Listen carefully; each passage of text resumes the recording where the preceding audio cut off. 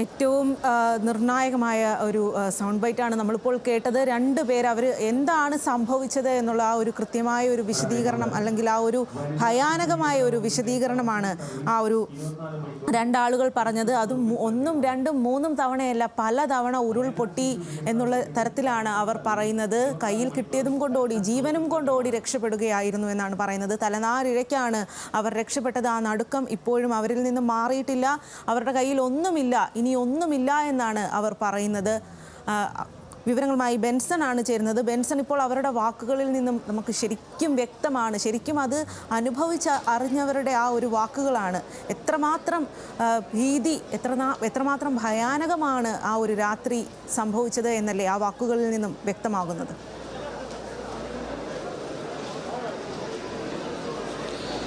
അത് സൂചിപ്പിച്ചതുപോലെ തന്നെ ഇന്നലെ ആ ദുരന്തമുഖത്ത് രാവിലെ മുതൽക്കേ രാത്രി വരെ റിപ്പോർട്ടിങ്ങിൻ്റെ ഭാഗമായി ഞാനും എൻ്റെ ക്യാമറാമാനും അവിടെ ഉണ്ടായിരുന്നു. അവിടെ നമ്മൾ നേരിൽ കണ്ട കാഴ്ചകളുടെ മറ്റൊരു രൂപമാണ് ഇന്നിപ്പോൾ ഈ ക്യാമ്പുകളിൽ എത്തി നിൽക്കുമ്പോൾ അവിടുന്ന് നമ്മൾ പരിചയപ്പെടുന്ന ആളുകൾ ആ സംഭവത്തെക്കുറിച്ച് വിവരിക്കുമ്പോൾ നമുക്ക് മനസ്സിലാകുന്നത് എത്രത്തോളം ഭീതി ജനിപ്പിക്കുന്നതാണ്, എത്രത്തോളം ഭയമുളവാക്കുന്നതാണ് അന്ന് രാത്രി നടന്ന സംഭവങ്ങൾ അല്ലെങ്കിൽ അപകടം എന്ന് തെളിയിക്കുന്നതാണ് ഇവർ പറഞ്ഞ വാക്കുകൾ. നേരത്തെ നമ്മൾ കേട്ടത് തമ്പി എന്ന ചേട്ടൻ്റെയും അതുപോലെ തന്നെ ബേബി എന്ന ചേച്ചിയുടെയും വാക്കുകളായിരുന്നു. അവർ പറയുന്നത് അവർക്ക് എല്ലാം നഷ്ടപ്പെട്ട സാഹചര്യമാണ് നിലവിലുള്ളത് എന്നാണ് പറയുന്നത്. അത്രത്തോളം വലിയ അപകടം അവർ കൺമുൻപിൽ കണ്ടു, ജീവനും കൊണ്ട് ഓടി. ആ അമ്മ പറയുന്നത് കേട്ടാൽ നമുക്ക് മനസ്സിലാകും.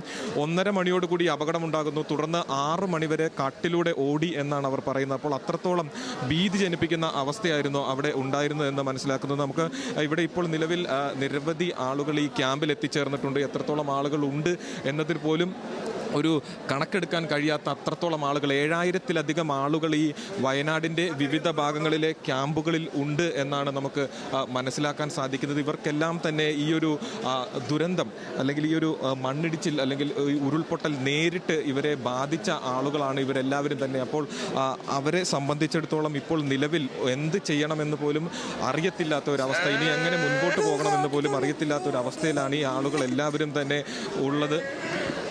നിലവിൽ നിരവധി ആളുകൾ ഇവിടെ എത്തിച്ചേർന്നിട്ടുണ്ട്. അവർക്കെല്ലാം എന്താണ് നഷ്ടപ്പെട്ടതെന്ന് പോലും അവർക്ക് പോലും അറിയത്തില്ലാത്തൊരു സാഹചര്യമാണ് നിലവിലുള്ളത്. ചേട്ടൻ ചൂരൽമലയിൽ നിന്നാണോ അതോ മുണ്ടക്കൈ ഭാഗത്ത് നിന്നാണോ? എൻ്റെ സ്ഥലം ചൂരൽമലയാണ്. പക്ഷേ ഈ സംഭവം നടക്കുന്ന സമയത്ത് ഞാനിവിടെ ഉണ്ടായിട്ടില്ല. നിലവിലിപ്പോൾ ചേട്ടൻ താമസിച്ചിരുന്ന വീടും കാര്യങ്ങളൊക്കെ? എൻ്റെ വീടും കാര്യങ്ങളും എല്ലാം പോയിട്ടുണ്ട്, നഷ്ടപ്പെട്ട സാഹചര്യമാണ് ഇപ്പോൾ നിലവിലുള്ളത്. എത്ര ആളുകൾ ഉണ്ടായിരുന്നു വീട്ടിൽ? ആരൊക്കെയായിരുന്നു താമസം?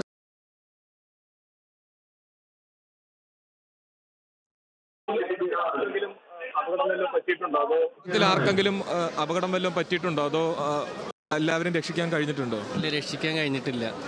എല്ലാവരും മരണപ്പെട്ടതായിട്ടാണ് അറിയാൻ കഴിഞ്ഞത്. അപ്പോൾ നമുക്കിപ്പോൾ കിട്ടിയിട്ടുള്ളത് അച്ഛനെയും അതുപോലെ അച്ഛൻ്റെ ഒരു അനിയനെയും മാത്രമായിട്ടാണ് നമുക്കിപ്പോൾ കിട്ടിയിട്ടുള്ളത്. ബാക്കി എല്ലാവരും മിസ്സിംഗ് ആണ്. ചൂരൽമലയിൽ എവിടെയായിട്ടായിരുന്നു വീടുണ്ടായിരുന്നത്? സ്കൂളിൻ്റെ സമീപത്ത്? സ്കൂളിൻ്റെ സമീപത്താണ് വീട്. അന്ന് ഈ അപകടം നടക്കുമ്പോൾ ചേട്ടൻ വീട്ടിലുണ്ടായിരുന്നില്ല അല്ലേ? ഇല്ല, ഞാൻ ജോലി ചെയ്യുന്നത് മലപ്പുറത്താണ് ജോലി ചെയ്യുന്നത്. നിലവിൽ 2 പേരെ മാത്രമാണ് ലഭിച്ചിട്ടുള്ളത്. അപ്പോൾ നമ്മൾ ആ ചൂരൽമലയിൽ ആ സ്കൂളിന് തൊട്ട് സമീപത്തായി താമസിച്ചിരുന്ന ഒരു ചേട്ടനോടാണ് ഇപ്പോൾ സംസാരിച്ചിട്ടുണ്ടായിരുന്നത്. അദ്ദേഹത്തിൻ്റെ അച്ഛനും അമ്മയും സഹോദരിയുടെ മകനടക്കം ആ വീട്ടിലുണ്ടായിരുന്നു. എന്നാൽ അതിൽ 2 പേരെ മാത്രമാണ് അവർക്ക്, എല്ലാവരും മരിച്ചു, എന്നാൽ 2 പേരുടെ മൃതദേഹം മാത്രമാണ് കണ്ടെത്താൻ സാധിച്ചത് എന്ന് പറയുന്നു. അപ്പോൾ ഇത്രത്തോളം ഭീതി ജനിപ്പിക്കുന്ന അല്ലെങ്കിൽ വേദന ഉണർത്തുന്നതാണ് ഇവിടെ നിന്നുള്ള ഓരോ കാഴ്ചകളും. ഓരോ ആളുകളുടെയും മുഖം കാണുമ്പോൾ നമുക്ക് അത്രത്തോളം സങ്കടവും ഭീതിയുമുണ്ട്. കാരണം ഇന്നലെ നമ്മൾ നേരിട്ട് കണ്ടതാണ്, ഈ ദുരന്ത ഭൂമിയിലെ കാഴ്ച എന്താണ് എന്ന് നേരിട്ട് കണ്ടതാണ്. അപ്പോൾ അതേ കാഴ്ചകൾ തന്നെ ഇവിടെയുള്ള ആളുകൾ ആവർത്തിക്കുന്നു. അന്ന് രാത്രിയിൽ എന്താണ് സംഭവിച്ചതെന്നതിനെപ്പറ്റി ആളുകൾ ആവർത്തിക്കുമ്പോൾ അതും വളരെ ഭീതി തന്നെയാണ് നമുക്ക് നമ്മുടെ ഉള്ളിൽ ജനിപ്പിക്കുന്നത്. അതോടൊപ്പം ഞാൻ സൂചിപ്പിച്ചതുപോലെ തന്നെ 7000-ലധികം ആളുകളാണ് ഇത്തരത്തിൽ ഈ ദുരിതാശ്വാസ ക്യാമ്പുകളിൽ വയനാടിൻ്റെ വിവിധ മേഖലകളിലായുള്ള, പ്രത്യേകിച്ച് ഈ മേപ്പാടി ഭാഗങ്ങളിലെല്ലാമുള്ള ദുരിതാശ്വാസ ക്യാമ്പുകളിലായി 7000-ലധികം ആളുകളാണ് താമസിക്കുന്നത്. അപ്പോൾ എത്രത്തോളം ഈ ഒരു അപകടം അല്ലെങ്കിൽ ഈ ഒരു അപകടം എത്രത്തോളം ആളുകളെ കാര്യമായി തന്നെ നേരിട്ട് ബാധിച്ചിട്ടുണ്ട് എന്ന് തെളിയിക്കുന്നതാണ് ഈ വാക്കുകളെല്ലാം തന്നെ. നിലവിൽ നിരവധി ആളുകളെ നമ്മളിവിടെ വെച്ച് കാണുമ്പോൾ ഇവരോടൊക്കെ നമുക്ക് എന്ത് ചോദിക്കണമെന്ന്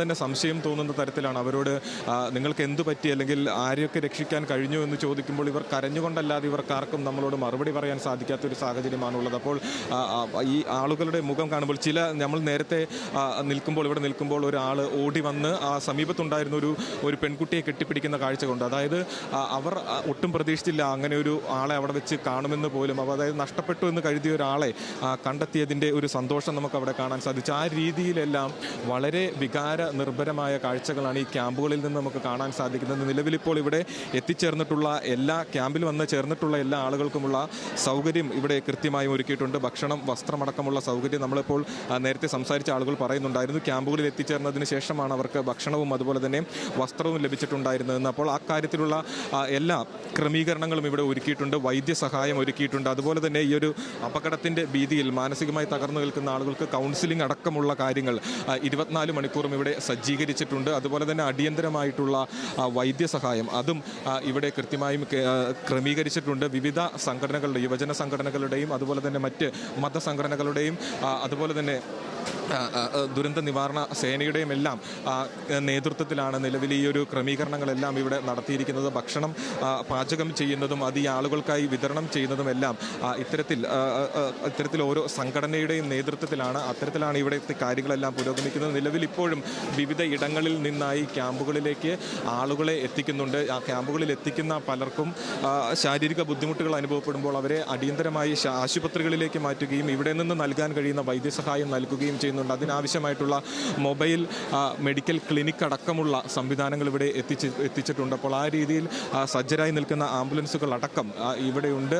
മേപ്പാടിയിലെ ഗവൺമെൻറ് സ്കൂളിൽ പ്രവർത്തിക്കുന്ന ക്യാമ്പിലാണ് നമ്മളിപ്പോൾ ഉള്ളത്. തൊട്ടു സമീപത്ത് തന്നെയായി സെൻറ്റ് ജോസഫ് UP സ്കൂളുണ്ട്. അവിടെയും സമാന രീതിയിൽ ക്യാമ്പുകൾ പ്രവർത്തിക്കുന്നുണ്ട്. ഈ ക്യാമ്പുകളിലേക്ക് ഈ ആളുകൾ മാത്രമല്ല, തങ്ങളുടെ പ്രിയപ്പെട്ടവർ ഈ ക്യാമ്പുകളിൽ ഉണ്ടോ എന്നറിയാൻ വേണ്ടി തിരഞ്ഞെത്തുന്ന ആളുകൾ കൂടി ഇവിടെയുണ്ട്. നമ്മൾ അല്പം മുമ്പ് ഇതര സംസ്ഥാന തൊഴിലാളികളെ സെൻറ്റ് ജോസഫ് സ്കൂളിലെ ക്യാമ്പിൽ വെച്ച് കണ്ടിരുന്നു. അവർ തങ്ങളുടെ കൂടെ ഉണ്ടായിരുന്ന കുറച്ച് ആളുകളെ കാണാനില്ല, 4 ആളുകളെ കാണാനുണ്ടായിരുന്നില്ല. അപ്പോൾ അവരെ അന്വേഷിച്ച് ഈ വയനാട് പ്രവർത്തിക്കുന്ന എല്ലാ ക്യാമ്പുകളിലും കയറി ഇറങ്ങുകയായിരുന്നു. അപ്പോൾ ആ രീതിയിലാണ് നമ്മൾ അവരെ കണ്ടിട്ടുണ്ടായിരുന്നത്. അപ്പോൾ സമാന രീതിയിൽ നഷ്ടപ്പെട്ട പ്രിയപ്പെട്ടവരെ അവരെ ഏതെങ്കിലും ക്യാമ്പുകളിലോ ആശുപത്രികളിലോ ഉണ്ടോ എന്ന് അന്വേഷിച്ച് നടക്കുന്ന ആളുകളെയും നമുക്കിവിടെ കാണാൻ സാധിക്കും.